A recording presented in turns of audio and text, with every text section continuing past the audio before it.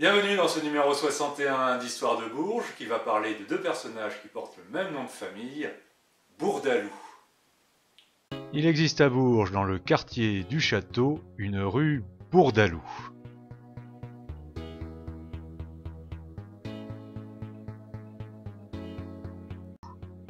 Mais de qui s'agit-il?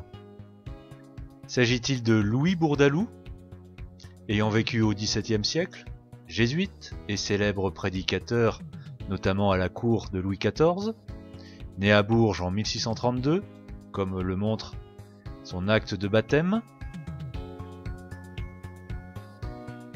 Ou bien s'agit-il de Paul-Adrien Bourdaloue, cet ingénieur et topographe du XIXe siècle, né aussi à Bourges? Il a marqué le paysage berruyais car il a participé dans sa jeunesse à la construction du canal de Berry. Parce qu'il a laissé après sa mort une somme pour la construction d'une fontaine, place de la préfecture.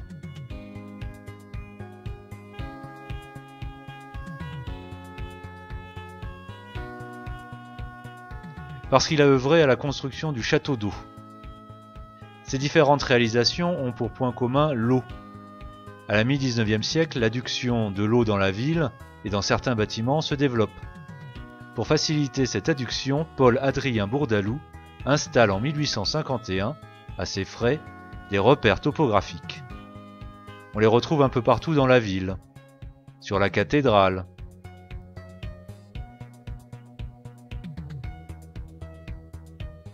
à l'hôtel L'Allemand,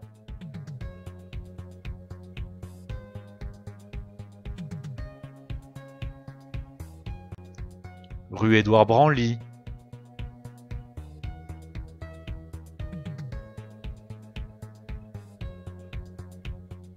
au palais Jacques-Cœur,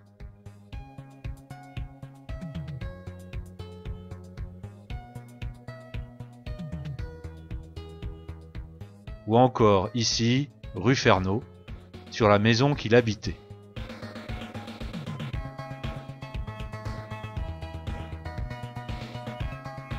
Ces repères sont constitués de deux plaques. Sur l'une est écrit « Le nivellement général de la France ».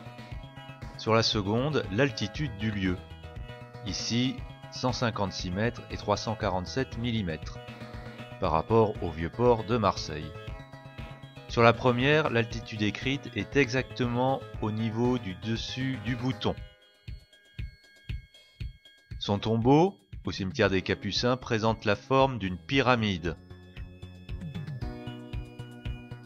Référence à son voyage en Égypte en 1847, afin de déterminer la différence d'altitude entre la Méditerranée et la mer Rouge pour la construction du canal de Suez.